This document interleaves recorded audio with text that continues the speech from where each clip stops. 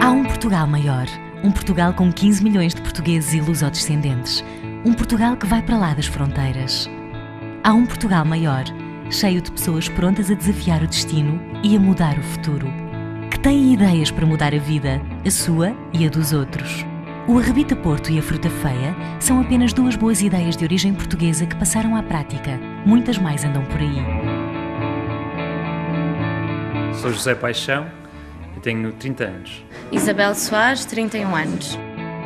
Vivi em muitos países. Eu saí com 15 anos para viver nos Estados Unidos e vivi também na Áustria e na Holanda, onde trabalhei durante um ano. Eu sou engenheira do ambiente, já estava em Barcelona há 7 anos. Estava a frequentar uma pós-graduação em Viena, na Áustria. E antes de voltar agora a Portugal, tinha 2 trabalhos, como engenheira do ambiente de energias renováveis. Este regresso foi precipitado pelo concurso que lhe valeu o prémio. O projeto Fruta Feia foi o que me fez regressar, ou seja, quando fomos um dos vencedores, eu decidi que ia voltar para Portugal para implementar esse projeto. Este é um projeto que transformou completamente a minha vida. O projeto Fruta Feia mudou totalmente a minha vida. Neste momento tenho vários voluntários que aparecem principalmente à segunda para ajudar na montagem dos cabazes. A nível diário tenho mais 4 pessoas a trabalhar comigo. Este é um projeto de reabilitação que assenta numa rede de colaborações que envolve jovens arquitetos e engenheiros. Já tivemos 7 equipas até ao momento, cada equipa constituída por 5 elementos que participou durante períodos de 3 meses e já vieram de todos os pontos do globo participar no projeto. Esta está a ser uma experiência piloto. Isto quer dizer que é um teste do qual estamos a tirar ilações que servem para melhorarmos no futuro e não repetirmos os mesmos erros. E nessa medida, se eu dissesse que repetiria tudo de novo, diria que repetiria os mesmos erros, que espero não aconteça no futuro. Se pudesse voltar atrás, fazia tudo de novo. A Fundação Calouste Gulbenkian, com o apoio da Cotec Portugal, está à procura de ideias de origem portuguesa na área do empreendedorismo social. Se tens uma, concorre. De 7 de janeiro a 31 de março, em ideiasdeorigemportuguesa.org. Lá pensei. Cá fiz. I hope you enjoyed this video appetizer. I believe I'm the only thing left between this session and the lunch, so I'll try to keep this appetizing mode for my presentation and keep it live and short. So I'm Jeronimo. I work for the Calouste Gulbenkian Foundation in Portugal, and we are really honored, and it's really a privilege to be here with you today, presenting for the first time internationally this initiative. So I really want to thank the Reload Greece team that I don't know how they find us, and one day we got an email from Marcus saying, "We love your initiative, can you please go to London and present it?" And I said, okay, so it's amazing. That's amazing, because actually what we are doing in Portugal or for Portugal, I think can inspire all the diasporas. And it's really amazing to be here. Thank you so much. I'm really amazed about what I heard this morning, because I didn't have a clue about what Greece was doing, because when we hear something about Greece in the news, at least in Portugal, is always about the bad things, the crisis, the huge crisis that you are facing. And I believe that's something quite similar, or about what you hear about Portugal as well, the challenges we are facing. So it's really amazing to hear all the great stuff you are doing that is actually quite similar to the things we are doing also in Portugal. For instance, Steve talked about the startup nation for Greece as a concept. That is something that we are also trying to put in live in Portugal. And I believe if we could focus more on the solutions rather than on the problems that Portugal and Greece are facing, maybe our ratings will be a bit greater than they are now. So as I have a few minutes, I will skip the story about my organization. It's a lovely place. If you ever go to Lisbon, go there and I will tell you all about it. So it's great. We have 2 museums, 1 orchestra, we do all amazing stuff, and it's really a privilege to work there. I will just tell you one short story. My office is in one of those windows, and sometimes at the very end of the day, I look at the statue of our founder, and I think about, are we doing what he wanted? Are we achieving the impact he wanted for the foundation? Because he's not looking to ourselves, he's looking at the world. He's looking and checking if you are managing real impact. And I believe Gulbenkian, back in 2010, when all this crisis scene was emerging in Portugal, was really trying to find out what the hell they are going to invent to sort of contribute to solve this thing. Because back in 2010, all that conversations about the scarce of resources, the cuts on benefits, all that public cuts that were happening were emerging. And I think one of the things when we think about resources, we always tend to think about financial resources or commodities. But actually, our best resource are the people. So Portugal is not merely like a country like that small rectangular in the Iberian Peninsula. It's actually like the community. And Portugal is where the Portuguese are. And people, as a resource, has an immense potential. And we are much more than we think we are. We are not 10 million, we are 15 million around the world. And we are much better than we imagine. So we really need to find a way to unlock this potential. And this was like what was going in our heads when we set up this initiative that is basically a call for ideas that aims to foster the links between the Portuguese diaspora and Portugal by putting ideas into action on social entrepreneurship. That means projects on social inclusion, aging, environment, intercultural dialogue. It's all about social change and all about turning this crisis into a real opportunity. But how does this work?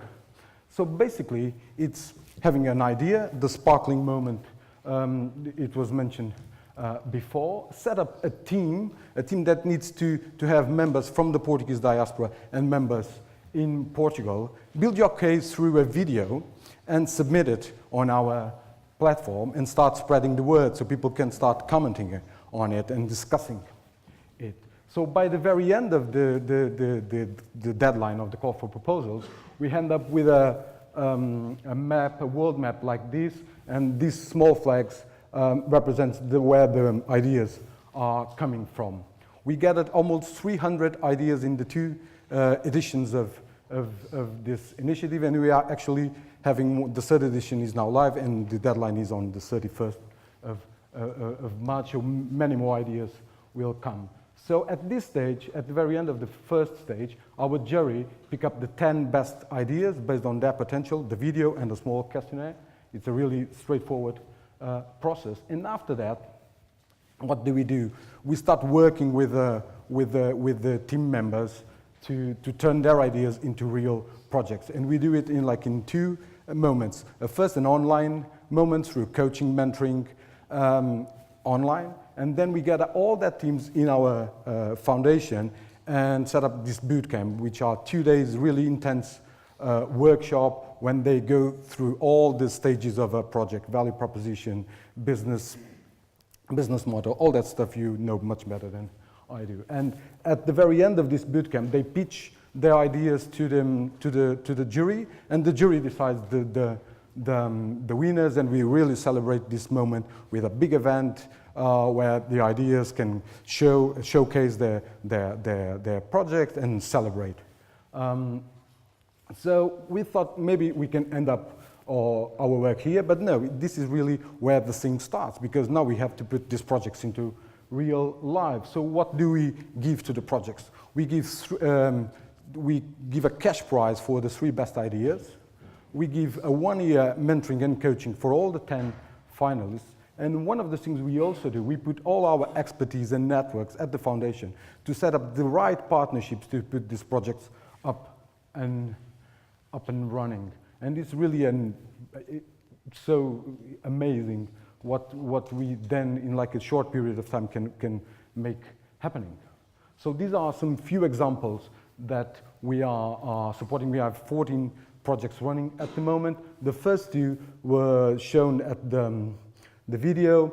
The other one is Casa do do Vapor, and they are doing an amazing work renewing, really rehabilitating a local fishery community in the boundaries of Lisbon. Mentes Empreendedoras team is really fostering entrepreneurship at the school level. Enred is setting up a network to develop soft skills on unemployed people. It's really, I could speak like a morning about the work they are doing. And we are always quite surprised when we find these projects we are supporting at the news. For instance, Arrebita Porto in Le Monde, Fruta Feia in El País, and Orquestra 21, which is the winner of the last edition in one of the major newspapers in Portugal. And I am, and I think we will be quite lucky, because Dini, which is the winner, the team leader of the winning team, is here with us. He's based in London, and much better than I do, Diniz can speak also about this initiative.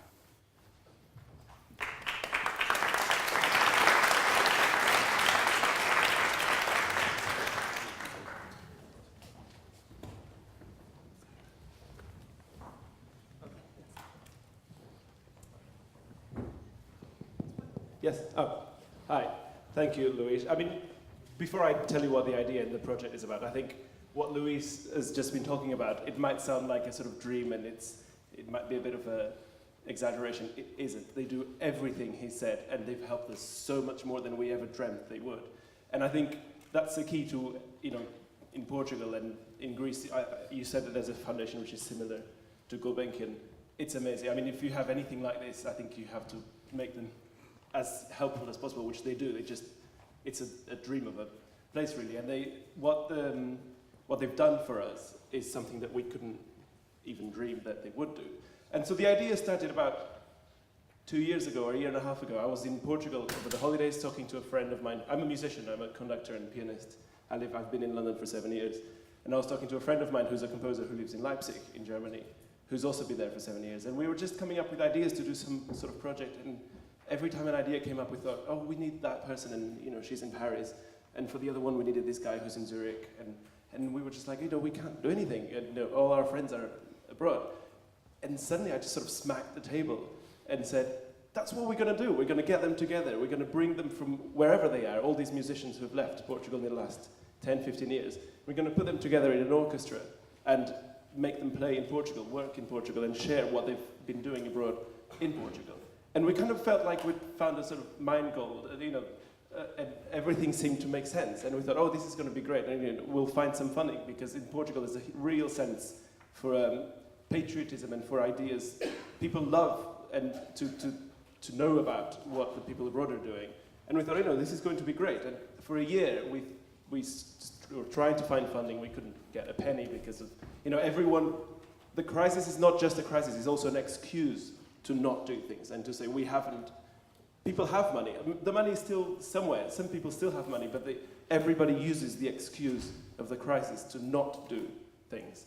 And then this competition came about. I found out and I thought, they must have made the competition for us, because it sounded like exactly what we needed to apply for. We applied, we never thought we'd get anywhere. Looking at the slide makes me think of a year ago when we were coming up with a video the day before the deadline, filming around in London with the people that we could find. Then we made the video. It was kind of okay. We did it overnight, didn't sleep. We were selected, and then we got there. We never thought there was a lot of really great projects that seemed to be much more important than ours. But in the end, we got it somehow. And we put together these 50 musicians that live in Zurich, Paris, London, St. Petersburg, Moscow, everywhere. And we brought them together in September for a week. We rehearsed for 4 days, and then we did 4 concerts. 2 of them in mainstream halls in Lisbon and in Porto, and 2 of them completely out in monasteries or outside places, because it was still summer. And you're always doubting if everything is going to work as you think. And the amazing thing is that I think you have to doubt so that the project really is as strong as you can make it. But the amazing thing is to get there and things work. And so the first concert, I was really scared that nobody would be there, because it was in a little town, an amazing monastery. I wish I had pictures, but I don't. And I just thought, nobody's going to be there because it's in the middle of nowhere. And then hundreds of people were there. You know, people were sat behind the orchestra on the sides. I couldn't really walk in. I had to sort of jump through people to get to the stage. It was just amazing. And I think there's a real, in moments of crisis, I learned this in London. I mean, of course, the crisis here is nothing compared to what we have to face back in Portugal or Greece. But I remember talking to someone who works in cinemas, and they run a cinema, and they said, you know, in crisis, people need entertainment. People need other things to escape the sort of baffling reality that they're facing. And there is a real hunger for other things other than, you know, to help people get through these things. And Gulbenkian recently opened their auditorium, and we played there, and the events were free, and there were thousands of people queuing up from 7 in the morning to watch these things.